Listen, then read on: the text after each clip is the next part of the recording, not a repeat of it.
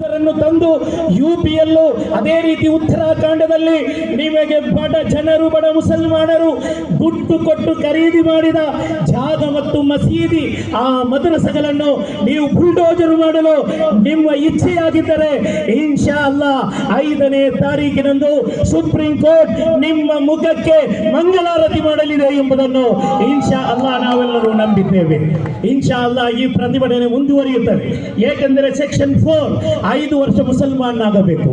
ಈ 5 ವರ್ಷ Muslim practice ಆಗಿರಬೇಕು. ವಕ್ಫ್ ಮಾಡುವವನು ಯಾರಿಗೂ ಇಲ್ಲದಂತಹ ಒಂದು ಕಾನೂನು. ಹಿಂದೂ ಎಂಡೋಮೆಂಟ್ ಬಿಲ್ಗಿಲ್ಲ, ಸಿಖ್ ಪ್ರತಿಬಂಧಕ ವಿಧಾಯಕಿಗಿಲ್ಲ, ಈ ಜಗತ್ತಿನಲ್ಲಿ ಈ ಭಾರತದಲ್ಲಿರುವ ಯಾವುದೇ ಧರ್ಮೀಯರಿಗಿಲ್ಲದಂತಹ ಒಂದು ಕರಾಳ ಕಾನೂನು ಮುಸಲ್ಮಾನರಿಗೆ. ನಾನು ನನ್ನ ಜಾಗವನ್ನು ವಕ್ಫ್ ಮಾಡಬೇಕಾದರೆ ನಾನು 5 ವರ್ಷ ಮುಸ್ಲಿಂ ಪ್ರಾಕ್ಟೀಸ್ ಆಗಿರಬೇಕು. ಆ ಪ್ರಾಕ್ಟೀಸ್ ಮಾಡುವ, ನಾನು ನಮಾಜು ಮಾಡುವ, ನಾನು ಝಕಾತು ಕೊಡುವ, ನಾನು ಹಜ್ ನಿರ್ವಹಣೆ ಮಾಡುವ ಈ ಪ್ರಾಕ್ಟೀಸ್ ಅನ್ನು ನೋಡುವವರು ಯಾರು? ಆ ಕರಾಳ ಕಾನೂನಿನಲ್ಲಿ ಅದರ ಉಲ್ಲೇಖವೇ ಇಲ್ಲ. ಅವೈಜ್ಞಾನಿಕ, ಅಪಹಾಸ್ಯ, ಅಸಂವಿಧಾನಿಕವಾದಂತಹ ಬಿಲ್ಲು. ಅದಕ್ಕಾಗಿ ನಾವು ಇದನ್ನು ವಿರೋಧ ಮಾಡುತ್ತಾ ಇದ್ದೇವೆ. ಈ ಬಿಲ್ಲನ್ನು ಈ ಭಾರತದಲ್ಲಿ ಗಾಂಧೀಜಿ ಮತ್ತು ಬಾಲಾ ಸಾಹೇಬ್ ಅಂಬೇಡ್ಕರ್ ಅವರ ಈ ಭಾರತದಲ್ಲಿ ಈ ಕಾಯ್ದೆಯನ್ನು ಅದು ಕಾರ್ಯರೂಪಕ್ಕೆ ತರಲು ನಾವು ಬಿಡುವುದೇ ಇಲ್ಲ ಎಂಬುದನ್ನು ಈ ಸಂದರ್ಭದಲ್ಲಿ ಹೇಳಲಿಕ್ಕೆ ಇಚ್ಛಿಸ್ತಾ ಇದ್ದೇನೆ.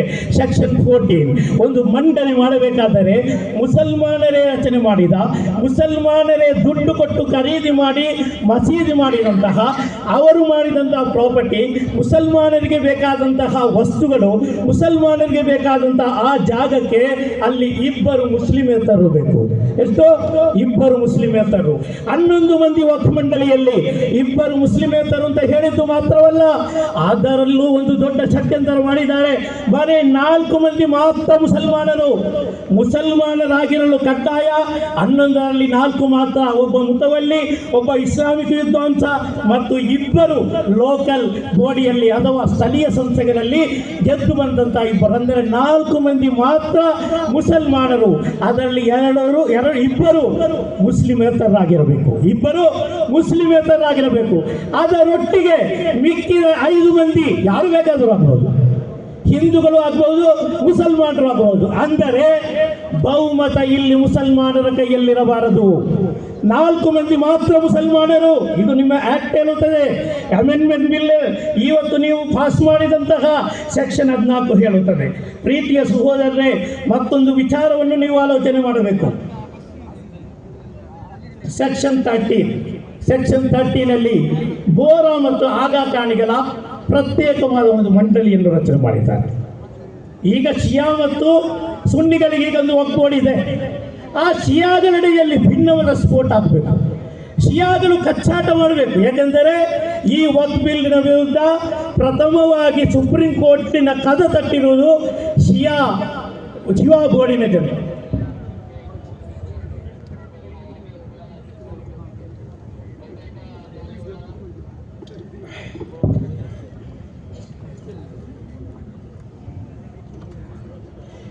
ಶಿಯಾ ಪರ್ಸನಲ್ ಲಾ ಬೋರ್ಡ್ ಅವರು ಪ್ರಥಮವಾಗಿ ಸುಪ್ರೀಂ ಕೋರ್ಟ್ ಕದ ತಟ್ಟಿದರು.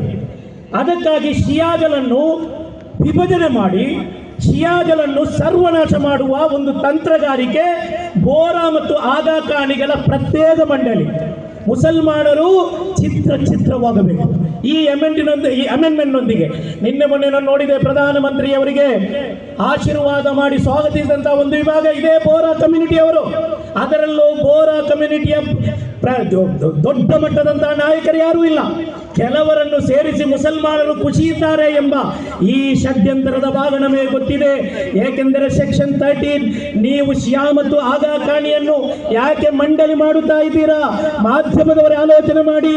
ನೀವು ಬುಲ್ಡೋಜರ್ ಮಾಡಬೇಕಾಗಿರೋದು ಮುಂಬಯಿಯ ಗಗನಚುಂಬಿ ಅಂಬಾನಿಯವರ ಕಟ್ಟಡಕ್ಕಾಗಿದೆ. ಅದು ಆಗಾ ಖಾನಿಯವರ ಜಾಗ. ಅದು ಆಗಾ ಖಾನಿ ಶಿಯಾ ಸಮುದಾಯದ ವಿಧವೆಯರ ಯತೀಮ್ ಮಕ್ಕಳ ಜಾಗ. ಅಲ್ಲಿ ಸಾವಿರಾರು ಕೋಟಿಯ ಒಡೆಯ ಅಲ್ಲಿ ಗಗನಚುಂಬಿ ಕಟ್ಟಡ ಕಟ್ಟಿದ್ದಾರೆ. ಆ ಕಟ್ಟಡಕ್ಕೆ ಬುಲ್ಡೋಜರ್ ಅನ್ನು ಹತ್ತಿಸಿ ಮತ್ತೆ ಸಾಕು ಮಸೀದಿ ಮತ್ತು ಮದ್ರಸಾಗಳ ಬಗ್ಗೆ ಗಮನ ಕೊಡೋಕೆ. ನನ್ನ ಪ್ರೀತಿಯ ಸಹೋದರರೇ, ಸೆಕ್ಷನ್ 83 ಅಬ್ಬರಿಸಿ ಒಪ್ಪಿದ್ದು. ನಮ್ಮ ಕರ್ನಾಟಕದ ಕೆಲವು ಚಾನೆಲ್ ಸಂಪಾದಕರು ಅವರಿಗೆ ಟ್ರಿಬ್ಯುನಲ್ ಇದೆ, ನಾವು ಹೋಗಿ ಭಿಕ್ಷೆ ಬೇಡಬೇಕು, ಅವರು ಏನು ನ್ಯಾಯ ಕೊಡ್ತಾರೋ, ತೀರ್ಪು ಕೊಡುತ್ತಾರೋ ಅದು ಮಾತ್ರ ಫೈನಲ್ ಅಂತ ಹೇಳಿ 83 ಸೆಕ್ಷನ್ 83 ಅನ್ನು ಇಡೀ ಒಂದು ವರ್ಷ ಇಡೀ ದೇಶದಾದ್ಯಂತ ಅಬ್ಬರಿಸಿ ಬೊಬ್ಬಿರಿದ ಆ ನಾಯಕರು ಈ ಸೆಕ್ಷನ್ 83 ಅನ್ನು ಮುಟ್ಟಲೇ ಇಲ್ಲ. ಸೆಕ್ಷನ್ 83 ಅನ್ನು ಮುಟ್ಟಲೇ ಇಲ್ಲ.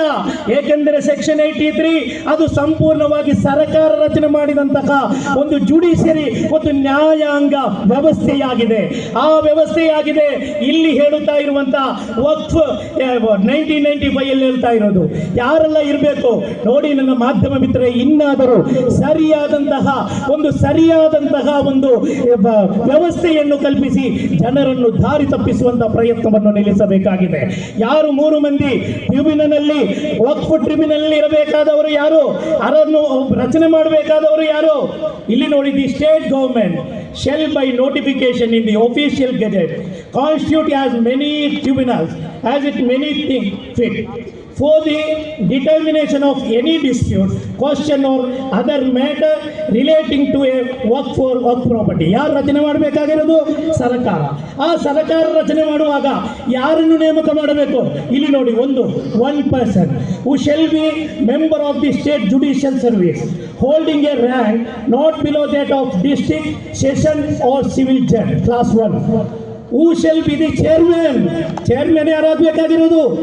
ಒಬ್ಬ ಜಡ್ಜ್ ಚೇರ್ಮನ್. ಅದಕ್ಕೆ 1 person who shall be an officer from the state civil services equivalent in rank to that of the additional district magistrate member. ಒಬ್ಬ IAS ಆಫೀಸರ್, ಸ್ಟೇಟ್ ರ್ಯಾಂಕ್ ಇರುವಂತಹ ಮತ್ತೊಬ್ಬ IAS ಆಫೀಸರ್, ಇಬ್ಬರಾಯಿತು. ಮೂರನೆಯದು, 1 person having knowledge of Muslim law and jurisprudence member. Muslim law ಗೊತ್ತಿರುವಂತಹ ಒಬ್ಬ member ಇರಬೇಕು ಅಂತ. ಆದರೂ ಕರ್ನಾಟಕದಲ್ಲಿ 10 ವರ್ಷ ನಾನು ಮೆಂಬರ್ ಆಗಿದ್ದೇನೆ. ವಕ್ಫ್ ಮಂಡಳಿ 10 ವರ್ಷ ಮೆಂಬರ್ ಆಗಿದ್ದೇನೆ. 1.5 ವರ್ಷ ಅಧಿಕಾರ ನಡೆಸಿದ್ದೇನೆ. ಕರ್ನಾಟಕದಲ್ಲಿ 4 ಟ್ರಿಬ್ಯುನಲ್ ಇದೆ, ವಕ್ಫ್ ಟ್ರಿಬ್ಯುನಲ್. ಈ 4 ಟ್ರಿಬ್ಯುನಲ್ ಅಲ್ಲಿ ಒಬ್ಬ ಮುಸ್ಲಿಂ ಜಡ್ಜ್ ಇಲ್ಲ. ಈ 10 ವರ್ಷದಲ್ಲಿ ಬರೇ ಒಬ್ಬ ಜಡ್ಜು, ಅದು ಸಿವಿಲ್ ಜಡ್ಜ್ ಬಂದು ಅವರು ಅಲ್ಲಿ ನ್ಯಾಯಾಂಗ ವ್ಯವಸ್ಥೆಯನ್ನು ಸರಿ ಮಾಡುವ, ಅಲ್ಲಿ ವಿಚಾರಣೆ ಮಾಡುವಂತಹ ವ್ಯವಸ್ಥೆ ಮಾತ್ರ ಇರುವ ಆ ಟ್ರಿಬ್ಯುನಲ್ ಬಗ್ಗೆ ನೀವು ಹೇಳಿದ್ದೇನು? ಅವರದೇ ಟ್ರಿಬ್ಯುನಲ್. ನಾವು ಹೋಗಿ ಅಲ್ಲಿ ಅವರನ್ನು ಭಿಕ್ಷೆ ಬೇಡಬೇಕು ಅಂತ ಹೇಳಿ ಇಡೀ ಜನರನ್ನು ದಿಕ್ಕು ತಪ್ಪಿಸಿದಂತ ಮಾಧ್ಯಮ ಸಂಪಾದಕರೇ, ನೀವು ಪತ್ರಿಕೋದ್ಯಮ ಮಾಡಬೇಕಾಗಿದೆ, ನೀವು ಕುಕೃತೋದ್ಯಮ ಮಾಡಬೇಡಿ ಎಂಬುದನ್ನು ಈ ಸಂದರ್ಭದಲ್ಲಿ ಹೇಳಲಿಕ್ಕೆ ಇಚ್ಛಿಸ್ತಾ ಇದ್ದೇನೆ. ಪ್ರೀತಿಯ ಸಹೋದರರೇ, ಅದೇ ರೀತಿಯಲ್ಲಿ ಸೆಕ್ಷನ್ 108 ಆಲೋಚನೆ ಮಾಡಬೇಕು. ಇವಾಕ್ಯೂ ಪ್ರಾಪರ್ಟಿ, ಪಂಜಾಬ್, ಆಂಧ್ರ ಪ್ರದೇಶ, ತೆಲಂಗಾಣ, ಗುಜರಾತ್ ಸಾವಿರಾರು ಎಕರೆ ಜಾಗ ಪಾಕಿಸ್ತಾನ ವಿಭಜನೆಗೊಂಡಾಗ, ಮುಸಲ್ಮಾನರು ಪಾಕಿಸ್ತಾನಕ್ಕೆ ಹೋದಾಗ ಅಲ್ಲಿ ಇವಾಕ್ಯೂ ಪ್ರಾಪರ್ಟಿ ಇದೆ. ಅವರು ಹೋದಂತ, ಅವರ ಕುಟುಂಬಸ್ಥರು ಬಿಟ್ಟು ಹೋದಂತ ಜಾಗ, ಆ ಜಾಗ ಇವತ್ತು ವಕ್ಫಿನಿಂದ ಡಿಲೀಟ್ ಮಾಡಿ ಅವರು ಹೇಳುತ್ತಾರೆ ಇವಾಕ್ಯೂ ಪ್ರಾಪರ್ಟಿ ಅದು ವಕ್ಫಿಗೆ ಬರಲ್ಲ.